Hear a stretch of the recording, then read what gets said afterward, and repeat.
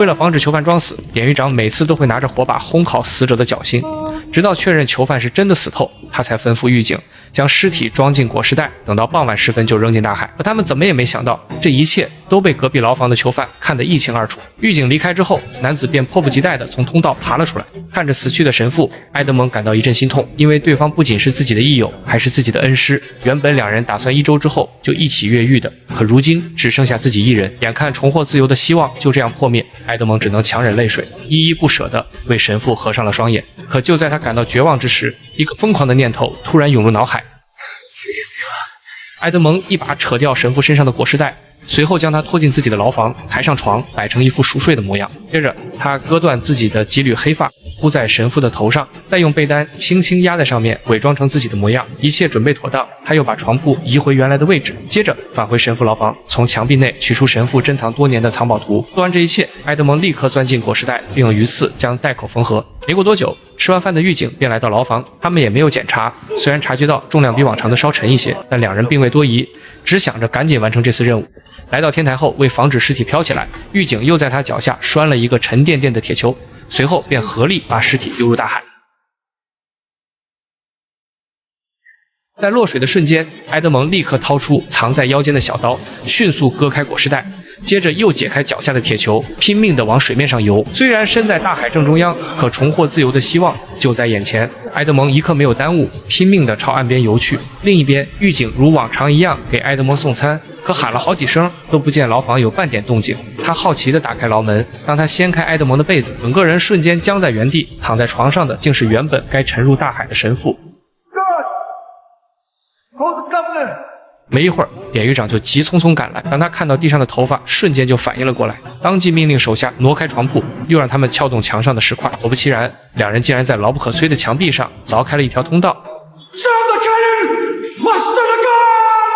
可一切都为时已晚，埃德蒙已经拼尽全力游到了岸边，但故事远远没有结束，因为他即将展开一场令世人瞩目的复仇大计。而眼下最要紧的就是先摆脱官兵的追捕。随后，他悄悄溜进了一家农户，趁主人还没回来，他赶紧找来一套干净的衣服，毕竟这套囚服太扎眼。可当他照向镜子，看着自己那张熟悉而又陌生的脸时，瞬间愣住了，复仇的种子也在心底疯狂滋生。15年前，埃德蒙还是个拥有大好前程的水手，更有一个貌美如花的未婚妻。可就在订婚宴这天，一队官兵突然闯入宴会现场，二话不说就把他押走。更荒唐的是，没有审判，也没有辩解的机会，直接给他扣上了一个叛国罪的罪名。就这样，埃德蒙被关进了暗无天日的伊夫堡监狱，并且毫无出头之日。每日面对的就是冷冰冰的墙面，饱受岁月的摧残，而支撑他活下去的唯一念头，就是对未婚妻苔丝的思念。直到数年过去，这天墙壁突然传来一声闷响，竟是隔壁牢房的神父。他因算错方位，竟将通道挖到了埃德蒙这里。两个同样含冤入狱的人一见如故，像是找到了知己。在神父的鼓励下，埃德蒙重新燃起了斗志。白天他就拼命挖隧道，一点点朝自由靠近。到了晚上，神父就手把手教他各种知识，从豪门贵族的餐桌礼仪到高等数学的运用，从化学的奥秘到天文学的奇妙。而这些看似毫无用处的知识，却在慢慢重塑埃德蒙的灵魂。也正是这几年的积累，为他日后那场残酷又决绝的复仇打下了最坚实的基础。但眼下最重要的是回家探望自己的父亲。可当他凭着记忆走到家门口时，却从邻居口中得到一个令他心碎的消息。 He died many years ago. When did he die? 5, 6 years ago. 这话就像一记重锤，让埃德蒙差点瘫倒在地。他怎么也不愿相信这是真的。在邻居的指引下，埃德蒙来到安葬父亲的墓园，牧师带他来到墓前。原来自己被捕后，父亲因思念成疾慢慢倒了下去。更令他震惊的是，在父亲的墓碑旁边竟然还有一座属于自己的墓碑，而死亡日期还比父亲早了整整10年。这是怎么回事？自己明明还一直活着。抱着心中疑问，埃德蒙又来到未婚妻苔丝的家里，可没想到等待他的是又一次沉重的打击。苔丝早就离开了这里，还嫁作人妇搬去了巴黎。这消息宛如晴天霹雳，往事一下子涌进了埃德蒙的脑海。他还记得两人曾约定结婚后就去巴黎度蜜月，可命运似乎总是在捉弄他，再一次把他推入了深渊。埃德蒙失魂落魄地回到小镇，没想到差点撞上官兵，吓得他赶紧找了个角落躲了起来。就在这时，一名囚犯趁官兵不注意撒腿就跑，可没跑几步就被官兵追上了，对着他就是一顿暴打。而这一幕恰好被埃德蒙看见，想到自己就是被那些人无辜冤枉，心中怒火瞬间爆发，立刻冲了上去，对着那名官兵就是一顿猛揍，将他当场打晕了过去。接着又解开了这名囚犯的手铐。但埃德蒙也不想跟对方有太多关联，毕竟自己还有更重要的事情等着他去做。可对方却像一块牛皮膏药，不管埃德蒙如何驱赶，囚犯就要跟着他。埃德蒙只好耐住性子好好跟他解释，可话还没说完，迎面又走来一队巡逻的士兵。就在这危急关头，两人急中生智，躲进了一辆马车，这才逃过一劫。从交谈口中得知，囚犯名叫雅各布，是因为走私倒卖白酒被官兵抓捕，而他有艘船就停靠在海边，但无人会驾驶。埃德蒙一听，立刻来了精神。就这样，两人乘坐马车悄悄溜出了城。埃德蒙本来就是水手，自然而然地当起了驾驶船员的好手，接着又从他们手中借来了指南针、罗盘以及地图，声称会送他们回家。可在行驶过程中，他却以风向为由，悄悄将船只驶向了基督山岛。原来他从地牢得到的藏宝图就在岛内。踏上岛屿之后，埃德蒙便以寻找食物为由，独自走了上去。他拿出指南针辨别方位，又按照图纸上的距离进行测量，可翻遍整个山头都没有找到半点蛛丝马迹。眼看希望一点点破灭，埃德蒙不由变得烦躁起来。难道一切都是假的？但他相信神父绝不会欺骗自己，只好耐住性子，从头开始一步步测量部署。可就在这时，雅各布却突然出现在身后。What are you doing, man? You need a compass to catch a goat? I was just orientating myself. Weather is good.